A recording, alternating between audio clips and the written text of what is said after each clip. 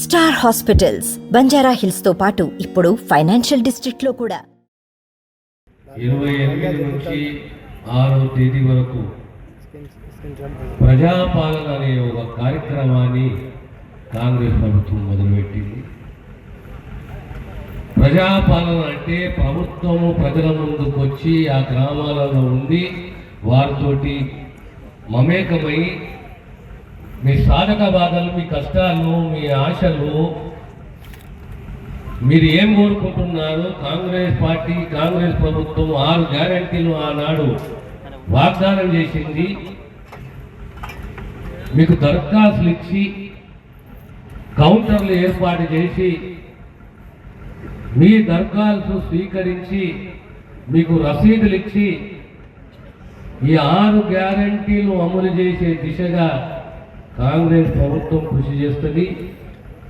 ప్రధానంగా ఈరోజు 2 గ్యారెంటీలు కాంగ్రెస్ ప్రభుత్వం ఇంప్లిమెంట్ చేస్తున్నది, ఆచరణకు తీసుకొచ్చింది. మొదటిది ఆరోగ్యశ్రీ, పేదవాళ్లకు సంబంధించిన ఆరోగ్యం అనేది బాధ్యత ప్రభుత్వానిది. 5 లక్షల రూపాయల ఆరోగ్యశ్రీని 10 లక్షలకు పెంచింది. రెండోది యావత్ తెలంగాణలో ఆర్టీసీ బస్సులో ప్రతి మహిళ ప్రయాణం ఉచితమని చెప్పి మాటిచ్చి ఆచరణ తీసుకొచ్చిన చరిత్ర కాంగ్రెస్. ఏమా మీరు ఆర్టీసీ బస్సులు తిరుగుతురా లేదా? తిరుగుతలేరా? తిరుగుతురా? టికెట్ తీసుకుంటారా? టికెట్ తీసుకుంటలేరు అంటే ఒక గ్యారెంటీ అమల్లోకి తీసుకొచ్చింది.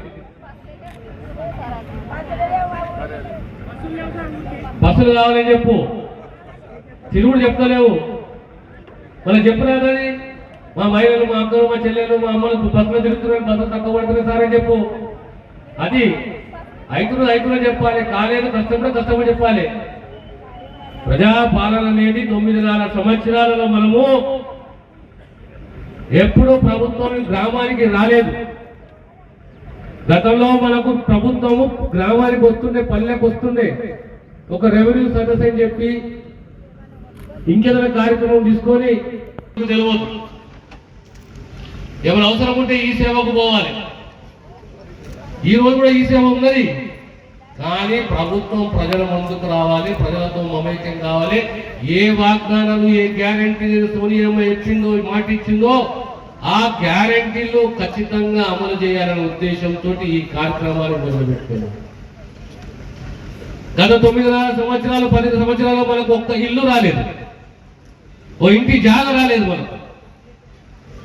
ఆనాడు ఇందిరమ్మ పేరు మీద ఇన్ని స్థలాలు వచ్చినాయి, ఇల్లు వచ్చినాయి.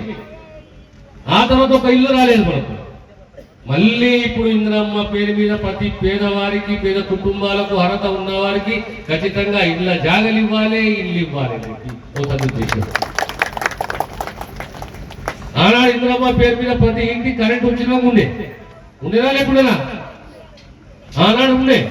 మళ్ళీ గృహజ్యోతి అని చెప్పి మళ్ళీ ఆ ఇంటికి 200 యూనిట్ల వరకు ఉచితంగా కరెంట్ ఇవ్వాలి అని కాంగ్రెస్ పార్టీ నిర్ణయం తీసుకున్నారు. అది అమలు చేయాలి. అదే రకంగా చేయూత, రైతు భరోసా, మహాలక్ష్మి, ప్రతి పథకాన్ని మనము నెమ్మదిగా మాటిచ్చిన కనుక ప్రతి తల్లికి, ప్రతి కుటుంబానికి, ప్రతి బిడ్డకు అందజేయాలనే సదుద్దేశంతో మొట్టమొదట పాత పద్ధతిలో ప్రజల ముందు ప్రభుత్వం ఉండాలి, జవాబుదారీతనంతో ఉండాలి, పని చేసే దిశగా ఉండాలి అనే ఉద్దేశంతో ఈ కార్యక్రమాన్ని పూర్తి తెలంగాణలో నిర్వహిస్తున్నాం. ఈరోజు ప్రతి 100 కుటుంబాలకు ఒక కౌంటర్, ప్రతి గ్రామంలో 5 కౌంటర్లు, 6 కౌంటర్లు, పెద్ద గ్రామం ఉంటే 8 కౌంటర్లు, ప్రతి మున్సిపల్ వార్డులో ఒక కౌంటర్. ఈనాడు సుమారు మన సంగారెడ్డి జిల్లాలో 1,00,000 దరఖాస్తులు ప్రభుత్వ యంత్రాంగం స్వీకరించింది ప్రజల దగ్గర నుంచి. ఇంకా ఈరోజు 2వ తేదీ, 6వ తేదీ వరకు ఈ కార్యక్రమం కొనసాగుతుంది. ఒకవేళ గ్రామాలలో మాకు దరఖాస్తు రాలేదు, మాకు దరఖాస్తు స్వీకరించలేదు, మాకు దరఖాస్తు ఇవ్వలేకపోయినాం అంటే ఖచ్చితంగా ఆ 6వ తేదీ సాయంత్రం వరకు, అవసరమైతే 7వ తేదీ వరకు కూడా యంత్రాంగం మీ గ్రామంలో ఉంటుంది. మీరు దరఖాస్తులు ఇవ్వండి. ఆ దరఖాస్తులకు న్యాయం చేసే దిశగా కాంగ్రెస్ ప్రభుత్వం కృషి చేస్తుంది. ఇకపోతే మీ స్థానిక శాసనసభ్యుడు చాలా పెద్ద చిట్టా చెప్పాడు నాకు. ప్రధానంగా మాకు హాస్పిటల్ కావాలి, అప్గ్రేడేషన్ హాస్పిటల్ కావాలి, 30 పడకల హాస్పిటల్ కావాలి, దాంతో సహా ఈ తైబంది నల్లవాగు తైబంది 2000 ఎకరాలకు సంబంధించి నీరు అందియాలి, 6 కడి పంటలకు అని చెప్పి మీ స్థానిక శాసనసభ్యుడు సంజయ్ రెడ్డి గారు వాళ్ళు విజ్ఞప్తి చేశారు. కలెక్టర్ గారు చెప్తున్నాం, ఇమీడియట్లీ దానిపైన చర్య తీసుకుని నీరు అందేది రైతులకు.